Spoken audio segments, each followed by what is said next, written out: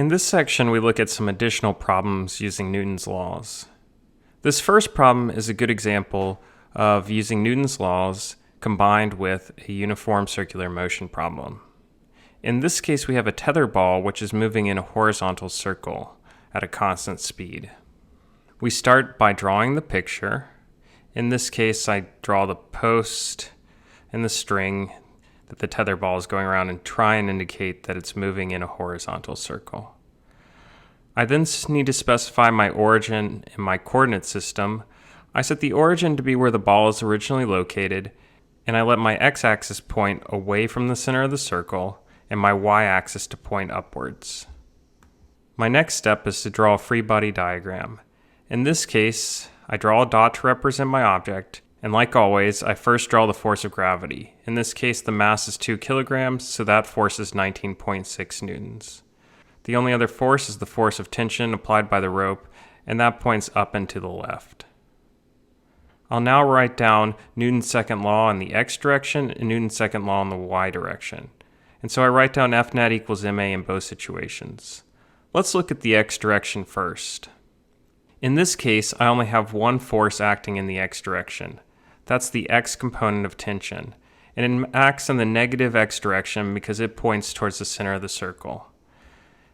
My acceleration, I also put a negative sign in front of it because I always like to keep my accelerations positive, and in this case, I know that the acceleration will be towards the center of the circle, and so my negative sign will take care of that. The next step is to write down the formula for the x component of tension, and now I need to find the angle. I can do this by using the information in the problem. The length of the rope, which is the hypotenuse, is 0.9 meters, and I know that it's moving in a radius of 0.6 meters.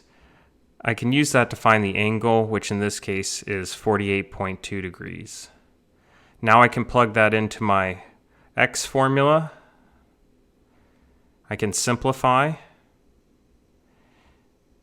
and after simplifying, I get a formula that connects the force of tension and acceleration. At this point, I have two unknowns and only one equation. So to solve this system of equations, I'm going to need one more formula. I'll do that by examining what's happening in the y direction. In the y direction, there's the y component of tension that acts upwards and the force of gravity that acts downwards. There's no acceleration in the y direction because it's moving in a horizontal circle. So I start plugging in the values I know, simplify, and that tells me that the tension is 26.3 newtons. I can now combine that with my x equation to find the acceleration, and by solving, I get that the acceleration is 8.77 meters per second squared. That answers part A. For part B, I actually already found the tension, and so I just need to fill that in, that the force of tension is 26.3 newtons. In part C, I'm asked for the speed of the ball. At this point, what I need to realize is that the acceleration I had was actually a centripetal acceleration. The ball is moving in a circle at constant speed. And so 8.77, my acceleration, is actually a centripetal acceleration. So I can set that up that my acceleration is equal to v squared over r using my centripetal acceleration formula. I can plug in the values I know and find my speed, which in this case is 2.29 meters per second. This is a good example where anytime you see an object moving in a circle, in the back of your head you should remember that you can always apply the centripetal acceleration formula.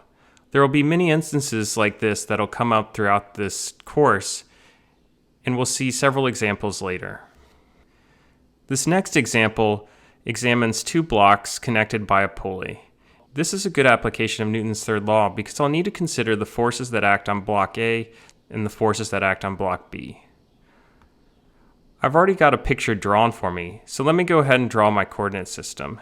In this case, I put it next to block B because that's the block that's going to fall. I let my x-axis point to the right, and I let my y-axis point upwards. I now need to draw a free body diagram. I'll draw the free body diagram for block A first. I first include the force of gravity, which in this case is equal to 68.6 newtons. Then I include the normal force from the table pushing up on it, which is also 68.6 newtons because block A is only going to move horizontally. Finally, I include the force of tension from the rope, and that's going to pull it to the right. Now I need to examine the free body diagram for block B. I include the force of gravity, which is 19.6 newtons, and then I include the force of tension acting upwards.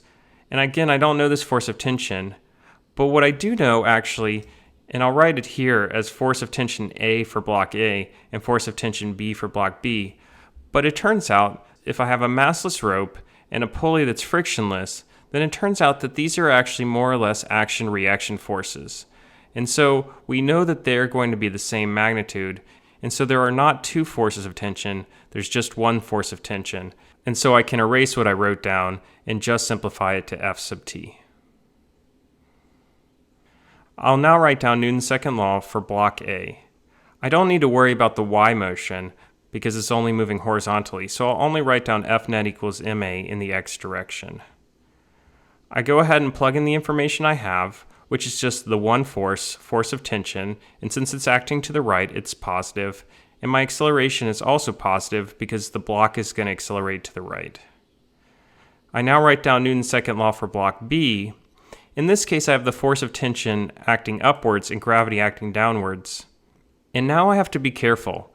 It's very important that I include a negative sign in front of my acceleration because the block is accelerating downwards, and that's in the negative direction.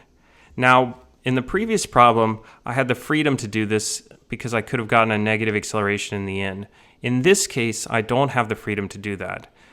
Because for block A, I used the value A, and that meant it was accelerating in the positive direction. My acceleration here, if it's going to be the same, also needs to be positive, and so I need to include the negative sign so that the block is accelerating in the negative direction. I can then combine these two equations together because there are only two unknowns, the force of tension and acceleration, and I can go ahead and solve. In this case, I'll solve for the acceleration, and after simplifying, what you can see is I get 9a equals 19.6. I'll go ahead and pause here to look at this equation because it has meaning. What it's really saying is that the force of gravity on the smaller block is what accelerates the full 9 kilogram system, and so in this case, the fact that we have our acceleration as 19.6 divided by 9, it should not be that surprising. And that's equal to 2.18 meters per second squared. I can then evaluate the force of tension using the x equation, and that gives me that the force of tension is 15.2 newtons. Notice that we have a good check here. The force of tension is less than the force of gravity on block B, and that makes sense. Because block B is accelerating downwards, the force of tension should be less than the force of gravity on block B. In part C, I'm back to describing the motion of this object. So I should write down my kinematic variables. I just solve for the acceleration. It's negative 2.18 meters per second squared. It's released from rest, so the initial velocity is 0. And I chose the origin to be where it was originally located, so my initial position is 0. I now should translate the problem I'm being asked, how long does it take to hit the ground, and I should translate that into math terms. In this case, what is t when y equals negative 0.9 meters? Again, the position is negative because we chose our positive direction to point upwards, and it hits the ground below where it was originally located. Because we have t and position, it makes the most sense to use the first kinematic equation. I plug in those values, simplify, and then I solve for my time. In this case, 0.91 seconds, and I finish by answering in a sentence, it takes 0.91 seconds to hit the floor. This was a fairly complicated example, but if you understand this, you're well on your way to grasping Newton's laws.